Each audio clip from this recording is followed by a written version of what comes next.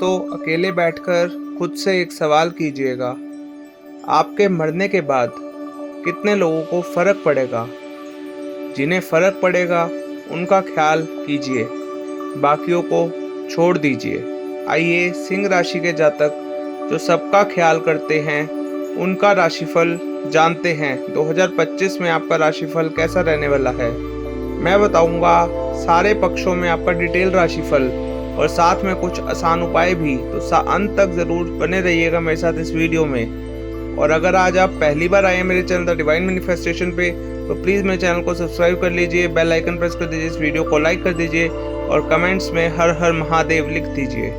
आइए शुरुआत करते हैं सबसे इंटरेस्टिंग टॉपिक यानी कि आपकी लव लाइफ से। सिंह राशि वालों के लिए 2025 प्रेम संबंधों के लिए सामान्य तौर पर एवरेज या एवरेज से बेहतर परिणाम दे सकता है। आपके पंचम भाव के स्वामी बृहस्पति साल की शुरुआत से लेकर मई महीने के मध्य भाग तक कर्म भाव पर रहेंगे। ऐसे में अन्य लोगों को एवरेज लेकिन उन लोगों के अच्छे परिणाम मिल सकते हैं जिनका प्रेम प्रसंग किसी सहकर्मी के साथ है। वहीं मई महीने के मध्य भाग के बाद बृहस्पति लाभ भाव में आ जाएंगे और प्रेम संबंधों को अच्छी खासी अनुकूलता देते रहेंगे। यद्यपि मार्च के बाद शनि की दशम दृष्टि प्रेम भाव पर रहेगी, जो प्रेम का दिखावा करने वाले लोगों को बीच बीच में तकलीफ दे सकती है, लेकिन सच्चे प्रेमी प्रेमिकाओं को परेशानी नहीं होनी चाहिए, क्योंकि मई महीने के मध्य भाग के बाद बृहस्पति का गोचर आपके पंचम तथा सप्तम दोनों भाव पर प्रभाव डालेगा। आप अपनी लव लाइफ को एंजॉय कर सकेंगे। प्रेम विवाह करने की इच्छा रखने वाले लोगों को वे रास्ते आसान लगेंगे, उनके लिए नए नए आयाम खुलेंगे।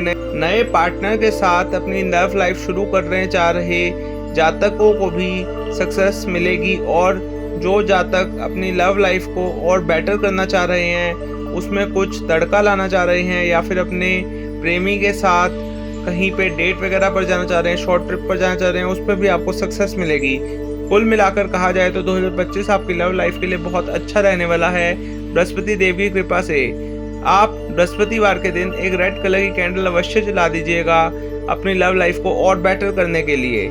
जिनकी उम्र विवाह की हो चुकी है अथवा जो लोग विवाह के लिए प्रयत्न कर रहे हैं, उन्हें साल 2025 अच्छी सफलता दे सकता है। विशेषकर मई मध्य के बाद का समय विवाह करने में अच्छा मददगार साबित हो सकता है। सगाई और विवाह दोनों के दृष्टिकोण से यह साल अच्छा रह सकता है। प्रेम विवाह की अच्छा रखने वाले लोगों को भी यह साल अच्छे परिणाम दे सकता है। मई महीने के बाद से राहु केतु का प्रभाव सप्तम भाव पर रहेगा, जो इंटरकास्ट विवाह करने की इच्छा रखने वाले लोगों को भी मदद कर सकता है। वैवाहिक जीवन की बात करें तो इस मामले में साल एवरेज या फिर एवरेज से कुछ हद तक कमजोर भी रह सकता है। साल की शुरुआत से लेकर मार्च के महीने तक शनि का गोचर सप्तम भाव में रहेगा। मई महीने के बाद राहु का प्रभाव सप्तम भाव पर शुरू हो जाएगा। ये दोनों ही स्थितियां वैवाहिक जीवन के लिए बहुत ज़्यादा अच्छी नहीं कहा जा सकती। अगर आपकी शादी हो चुकी है तो आपके लिए ये स्थितियां इतनी ज़्यादा अच्छी नहीं रहने वाली। दाम्पत्य जीवन में बीच बीच में कुछ परेशानियां देखने को मिल सकती हैं। हालांकि इन सब के बीच अनुकूल बात यह रहेगी, बृहस्पति मई महीने के मध्य के बाद नवम दृष्टि से सप्तम भाव को देखकर समस्या को दूर करने का प्रयास करेंगे, अर्थात समस्या आएंगी लेकिन ठीक भी हो जाया करेंगी। साल की शुरुआत से लेकर मई महीने तक राहु केतु का प्रभाव दूसरे भाव पर है, जो पारिवारिक संबंधों में बीच बीच में कुछ परेशानियां दे सकता है, लेकिन इन सब के बीच अनुकूल बात यह रहेगी, बृहस्पति का प्रभाव भी दूसरे भाव पर बना हुआ है, जो समस्या को दूर करने का काम करेगा। अर्थात घर परिवार के लोगों के बीच आपसी अनबन और गलतफहमियां देखने को तो मिल सकती हैं या कोई अन्य परेशानी भी देखने को मिल सकती है, लेकिन वह समस्या जल्द ही ठीक भी हो जाया करेगी। इस अनुकूलता के बीच बड़े बुजुर्गों की सूझबूझ का विशेष हाथ रहा करेगा। ऐसी स्थिति में आपको भी बड़े बुजुर्गों की सुननी चाहिए। मार्च महीने के बाद शनि का प्रभाव दूसरे भाव पर रहेगा। थोड़ी सी आपकी राह मुश्किल हो सकती है, लेकिन आप अपनी समझदारी से सूझबूझ से सारी प्रॉब्लम्स का सल्यूशन निकाल लेंगे। पारिवारिक संबंधों के मामले में इस वर्ष किसी भी प्रकार की लापरवाही उचित नहीं रहेगी। गृहस्थ जीवन की बात करें तो इस मामले में इस वर्ष किसी भी बड़ी परेशानी के योग नहीं है। चतुर्थ भाव के स्वामी मंगल पूरे वर्ष के अनुसार देखें तो एवरेज लेवल का सपोर्ट यानी कि कुछ समय अच्छे तो कुछ समय कमजोर परिणाम दे रहे हैं। तो वहीं अन्य ग्रहों का भी ऐसा ही समर्थन मिल रहा है, क्योंकि ग्रह ना तो विरोध कर रहे हैं और ना ही सपोर्ट कर रहे हैं। ऐसे में हम यह कह सकते हैं गृहस्थ जीवन आपके कर्मों के अनुसार परिणाम देता रहेगा।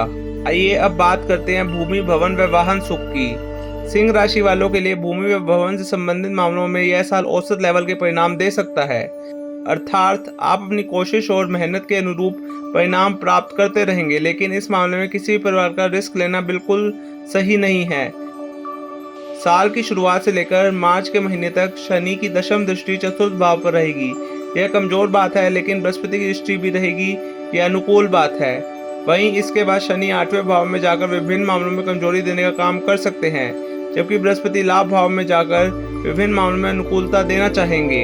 इस तरह से हम कह सकते हैं कि आप नए सिरे से कोई जमीन जायदाद खरीदने या बनवाने की इच्छा रखते हैं तो बहुत सूझबूझ के साथ आगे बढ़ सकते हैं, लेकिन इन मामलों में किसी भी प्रकार का रिस्क लेना ठीक नहीं रहेगा। वाहन से संबंधित मामले में भी लगभग ऐसे ही परिणाम रह सकते हैं। यदि आपका पुराना वाहन काम कर रहा है तो नए सिरे से वाहन पर खर्च करने की योजना बनाना उचित नहीं रहेगा। वहीं अगर कोई पुराना वाहन खरीदना चाह रहे हैं तो उसकी गुणवत्ता और कागजात का भली भांति निरीक्षण परीक्षण बहुत जरूरी रहेगा आपके लिए। व्यापार व्यवसाय के दृष्टिकोण से 2025 में आपको मिले जुले परिणाम मिल सकते हैं, फिर भी जागरूक और चैतन्य बनने की आवश्यकता इस पूरे वर्ष बनी रहेगी। साल की शुरुआत से लेकर मार्च के महीने के सप्तमेश शनि सप्तम भाव में ही रहेंगे। ऐसे में कठिनाई के बाद भी आप अपने व्यापार व्यवसाय को तुलनात्मक रूप से बेहतर कर सकेंगे। वहीं मार्च के बाद शनि ग्रह 8वें भाव में चले जाएंगे। 8वें भाव में शनि का गोचर अच्छा नहीं माना जाता, लिहाजा व्यापार व्यवसाय में किसी भी तरह के निवेश के मामले में रिस्क लेना ठीक नहीं रहेगा।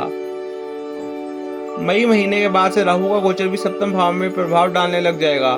वहां से भी इस बात के संकेत मिल रहे हैं कि व्यापारिक निर्णय में आप अपेक्षाकृत अधिक सूझबूझ की आवश्यकता दिखाएंगे। वहां से भी यही संकेत मिल रहे हैं कि आपको व्यापारिक निर्णयों में अपेक्षाकृत अधिक सूझबूझ की आवश्यकता रहेगी, अर्थात इस साल व्यापार व्यवसाय में कोई नया और खर्चीला प्रयोग करना उचित नहीं रहेगा। जो जैसा चल रहा है सावधानी पूर्वक उसी को मेंटेन करने की आवश्यकता रहेगी। किसी पर भी आंख मूंद कर विश्वास करना उचित नहीं रहेगा। आइए अब बात करते हैं आपकी नौकरी की। छठे भाव के स्वामी साल की शुरुआत से लेकर मार्च तक अपनी दूसरी ही राशि में रहेंगे। छोटी मोटी कठिनाइयों के बाद भी आप अपने लक्ष्य तक पहुंचते रहेंगे। इस अवधि में प्रमोशन इत्यादि की संभावनाएं भी रहेंगी, लेकिन मार्च के बाद कठिनाइयां थोड़ी और बढ़ सकती हैं। ऐसे में यदि आप निष्ठापूर्वक मन लगाकर काम करते रहेंगे और परेशानियों को नज़रअंदाज करते हुए अपना 100% देते रहेंगे तो नौकरी सुरक्षित बनी रहेगी। बृहस्पति का गोचर भी इस मामले में आपकी मदद करता रहेगा। साल की शुरुआत से लेकर मई मध्य तक बृहस्पति नवम दृष्टि से छठे भाव पर प्रभाव डालकर तथा पंचम दृष्टि के दूसरे भाव पर प्रभाव डालकर आपकी नौकरी को बेहतर की स्थिति में रखने की कोशिश करेंगे। मई मध्य के बाद भी बृहस्पति लाभ भाव में पहुंचकर विभिन्न मामलों में आपको सपोर्ट करना चाहेंगे। इस तरह से हम कह सकते हैं कि साल 2025 आपकी नौकरी के लिए कुछ कठिनाइयों भरा तो रह सकता है, लेकिन परिणाम सामान्य रूप पर अच्छे ही रहेंगे और आपको फेवर करते हुए नजर आएंगे। अगर आप नौकरी का बदलाव करना चाहते हैं तो उसके लिए भी मार्च के बाद का समय बहुत अच्छा रहेगा आपके लिए। आप अच्छी तरह से पे हाइक वगैरह ले सकते हैं, स्थानांतरण ले सकते हैं और नौकरी में बदलाव भी कर सकते हैं। अगर आर्थिक पक्ष की बात करें तो आपको इस साल मिले जुले परिणाम मिल सकते हैं। आमदनी के दृष्टिकोण से साल सामान्य तौर पर अच्छा रह सकता है। हालांकि साल की शुरुआत से लेकर मई महीने के मध्य तक बृहस्पति पंचम दृष्टि से धन भाव को देखेंगे, जो बचत करने में मददगार बनेंगे। साथ ही साथ बचत किए हुए पैसों को भी सुरक्षित रखने में मददगार बनेंगे। वहीं मई महीने के मध्य के बाद बृहस्पति लाभ भाव में पहुंचकर आपके आर्थिक पक्ष को और मजबूत करेंगे। आमदनी के स्रोत अपेक्षाकृत मजबूत रहेंगे, लेकिन साल की शुरुआत से मई महीने तक राहु केतु के प्रभाव और मार्च के बाद से लेकर आगे के समय तक शनि के दूसरे भाव में प्रभाव से कुछ कठिनाइयां होने के संकेत बन रहे हैं। एक तरफ बृहस्पति आपकी आर्थिक पक्ष को मजबूत करना चाह रहे हैं तो वहीं दूसरी तरफ राहु केतु और शनि आर्थिक पक्ष को कमजोर करना चाह रहे हैं। तो इस तरह से आपको कर्मों के अनुसार अर्थ लाभ होता रहेगा। अगर आप चाहें तो आप अपने पैसे को शेयर मार्केट में भी इन्वेस्ट कर सकते हैं, वहां से आपको अच्छा खासा लाभ मिलने की चांसेस बन रहे हैं। अगर इस साल स्टूडेंट्स की बात की जाए तो उनके लिए 2025 थोड़ा सा कमजोर रह सकता है। साल 2025 में आपका स्वास्थ्य कैसा रहेगा आइए जानते हैं। इस वर्ष स्वास्थ्य को लेकर लापरवाह बिल्कुल मत होइएगा। साल के शुरुआत के समय से लेकर मार्च के महीने तक शनि सप्तम दृष्टि से आपके प्रथम भाव को देखेंगे, जो शरीर में आलस के भाव दे सकता है। कभी कभी शरीर दर्द अथवा जोड़ों का दर्द भी रह सकता है। हालांकि मार्च के बाद से शनि का प्रभाव प्रथम भाव से दूर हो जाएगा, लेकिन शनि आपके 8वें भाव में चले जाएंगे। 8वें भाव में शनि के गोचर को अच्छा नहीं माना जाता। स्वास्थ्य पर भी इसका नकारात्मक प्रभाव माना जाता है।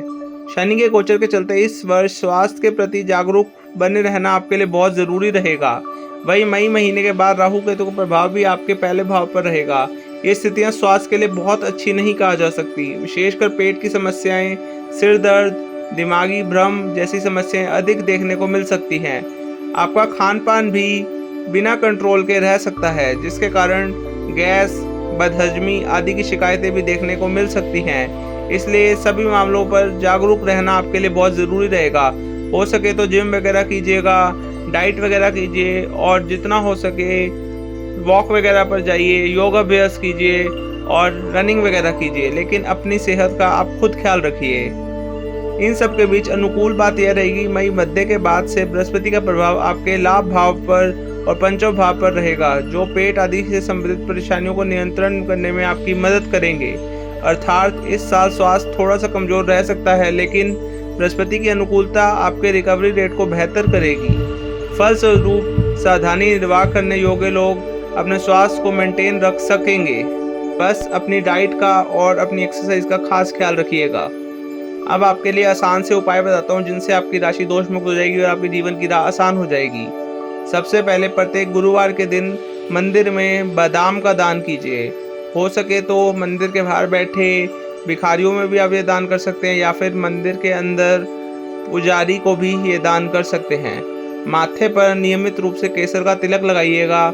इस वर्ष वह आपके लिए बहुत अच्छा रहेगा। आपको वह सद्बुद्धि देगा और आपको गुस्सा करने से रोकेगा।